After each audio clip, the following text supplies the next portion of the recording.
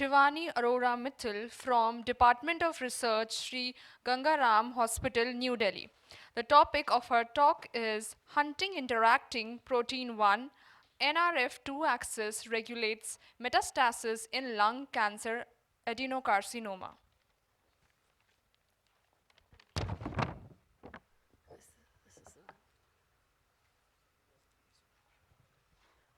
Good evening, everyone.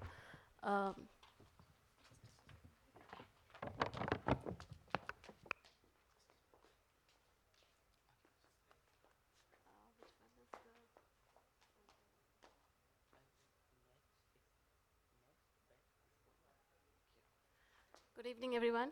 The title of my presentation today is Huntington Interacting Protein 1 and NRF2 axis in mediating metastasis in lung adenocarcinoma. Okay, so to begin with, I would just briefly describe the protein, Huntington Interacting Protein 1. This protein was identified due to its interaction with Huntington Huntington protein, because of the mutation in Huntington protein, due to which it was in Huntington's disease, normally the Huntington protein is mutated, and due to which this interaction of Huntington with HIP1 gets lost, and that's why that's how it was first found and reported. So that's why it was named as Huntington interacting protein. However, the main function of this protein is that it mediates clathrin-mediated endocytosis. So it's an adaptive protein that is present in almost all types of cells, and it regulates the clathrin-mediated endocytosis. So it's a big protein, 120 kilodalton in size, and has various domains, not to mention the ANTH, the DED, and the talin-like domains. The ANTH domain is the one which helps in interaction with the lipid moieties, and the DED domain is the death effector domain. So it also plays a role in apoptosis, and the talin domain is the one which binds to the actin and helps in migration.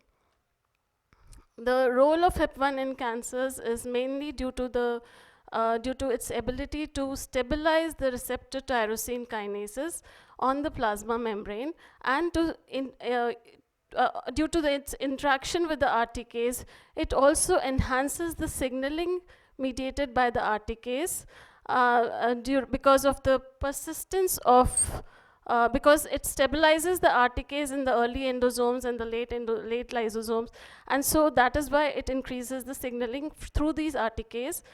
So whenever HIP1 is overexpressed in cancers, it increases the RTK-mediated signaling pathways, that is through EGFR and PDGFR, and various translocations with PDGFR and ALK have been reported in some cancers. Now, in most of the cancers, HIP1 is known to be overexpressed. However, in lung cancer, HIP1 was found to be downregulated as the stage progresses. So there's only one report where the mechanism of HIP1, the molecular pathways of HIP1 have been found out and explored, and it has been reported to be an early stage prognostic biomarker in lung adenocarcinoma, and it suppresses metastasis by the ACT-mediated EMT pathway. So what we did was that we looked at, because we found this very interesting, that not many studies are there, and let's explore what HIP1 is doing in lung cancers. So we explored the TCGA database, and we found that as the tumor progresses, the HIP1 levels, the transcript levels of HIP1 go down. So metastatic cases have lower HIP1 expression, and the tumor has a lower expression than the normal cells. And also, the reduced HIP1 leads to poor survival in lung cancer. So what we did was we took A549 cells, we depleted those A549 cells, which is a lung cancer cell line. We reduced HIP1 levels by knocking them down, and we did a proteomic profiling of these cells, and we found various pathways getting deregulated upon HIP1 depletion. Amongst these pathways, several were, predicted, like endocytosis, Parkinson's, and dopaminergic neuron synapses, Huntington's disease, all were expected, but the metabolism was deregulated, and this was very much unexpected. Also, the RNA surveillance pathway and RNA transport And the mRNA synthesis, the protein synthesis, all gets deregulated upon HIP-1 depletion. So what we did was we validated few of the proteins from the proteomic data, and we found that succinate dehydrogenase and prefoldin 1 were getting downregulated. And also we found that NRF2 and BAC1 were getting upregulated. The significance of this I'll come to later on. We also performed in silico pathoanalysis of the deregulated proteome in HIP-1 depleted cells, and we found that overall the depletion of HIP-1 upregulates various pathways, and most importantly, the mixed signaling cascade, which leads to increased tumor progression and increased susceptibility of these cells to infection. Also, as you can see, the MAF kinase and the NFE2L2, which is the NRF2, were getting upregulated. Also, the EGFR and the CSF and all the cytokine path-mediated proliferative signaling pathways were getting upregulated. So when we looked at the key hub molecules and the downstream pathways, this was predicted that the mixed signaling cascade was getting induced and leading to the NRF2, the one which is highlighted in orange, the right side, the NFE2L2, that was getting induced. So this is NRF2 is a stress response protein, which is known to cause, it has dual roles in oncogenesis, tumor progression, as well as tumor suppression.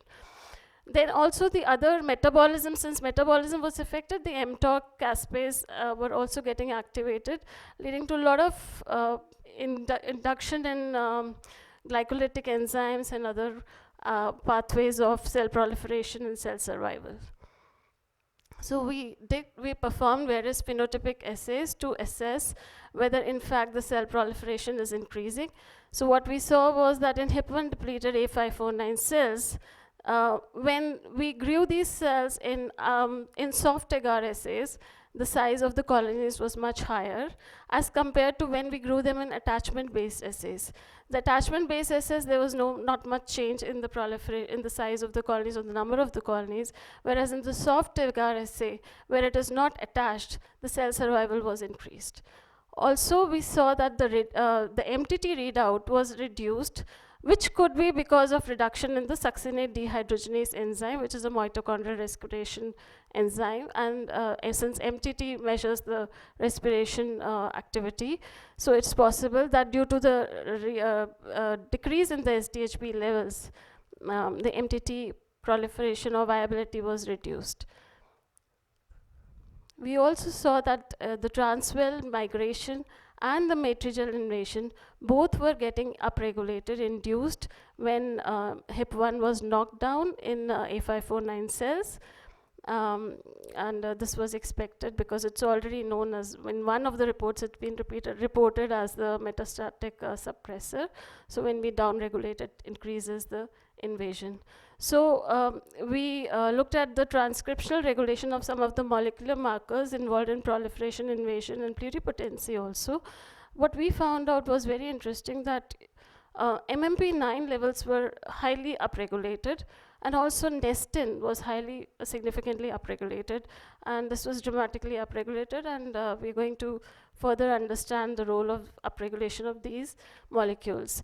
The transcript co-expression data from the TCGA database also suggests that there's a positive correlation of HIP-1 with epithelial markers, and there is a negative correlation of HIP-1 with mesenchymal marker in the patient samples of lung adenocarcinoma. And there is a negative correlation of HIP-1 with the MMPs, both MMP3 and MMP9. So definitely HIP-1 downregulates metastasis, and as the stage progresses, HIP-1 levels go down, and that is how they are inducing metastasis. So we looked at the EMT markers. What we found out was, in our case, on repeated examination, we found out that the relative levels of ECAD and vimentin both were getting upregulated in these cells upon HIP-1 downregulation. Now, this is a characteristics of collectively migrating cells. Those cells which are migrating together as clusters, they show induced ECAD as well as vimentin. So we want to look into this aspect of collective migration because those cells which are invading through collective migration or through the clusters, they are highly metastatic than the others. We also examined the secretome of these cells which are HIP1 depleted, and we found out that the cells which were depleted, the cells which were depleted with HIP1, the condition media of those cells was taken, and it was used to culture the HUVEC cells. The HUVECs are the human vein endothelial cells, and we observed the ability of those cells to form tubes. Just like it mimics the angiogenesis process. So we found that when the conditioned medium from HIP1 downregulated cells was used, there was higher angiogenesis as compared to the scrambled control cells, the conditioned media from the control cells. Then, since we had earlier found out that NRF2, which is upregulated in HIP1 knockdown cells, we wanted to assess whether such cells which are HIP1 depleted, can these cells, can NRF2 be targeted in these cells, and can that affect invasion or not? So what we have seen is that once we knock down HIP1, there is an, on the left-hand side panel, if you can see the duplicate images, once we knock down HIP1, there is an increased in invasion. And on the right-hand side, when these knockdown cells were further inhibited for NRF2, using an NRF2 inhibitor, there is the levels of the invasion goes down. So that's how we concluded that NRF2 inhibitor can be used as a therapy for, although this is in vitro, but it can be used as a potential therapy for HIP1 depleted cells. We also wanted to test this in another cell line, which is carrying a different mutation, because this is the one which is the A549. Yeah, the A549 carries the KRAS mutant, and H1299 we used another lung cancer cell line which carries the P53 mutant, and we see there that we see the same results there as well.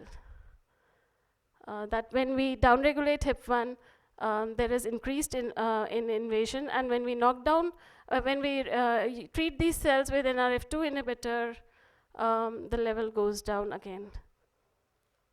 I'm sorry for the slides. Taking a lot of time to move.